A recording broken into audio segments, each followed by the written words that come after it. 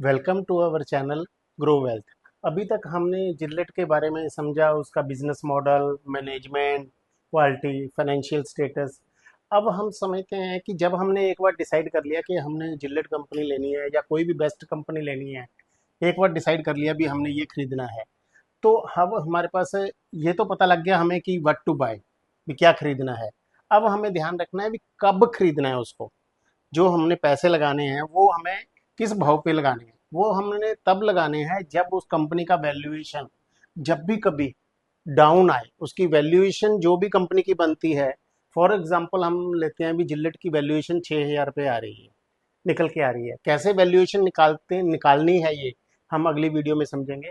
अभी हम ये सिर्फ देख रहे हैं कि जो अगर वैल्यूएशन उसकी 6,000 है, जब भी कभी ये 6,000 से नीचे आएगा तब हम इसको लेने की सोचेंगे।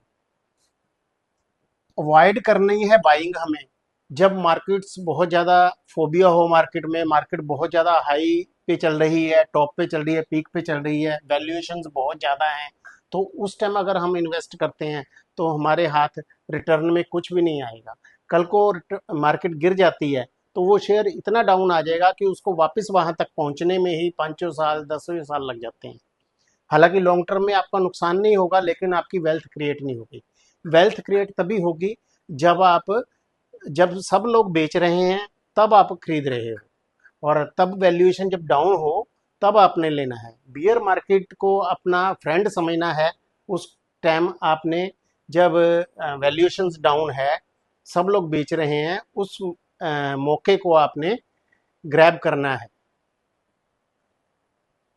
अब हमें रिस्क रिड्यूस करने के लिए जो वैल्यूएशन हमने निकाली है उससे नीचे ही demand for more safety of margin.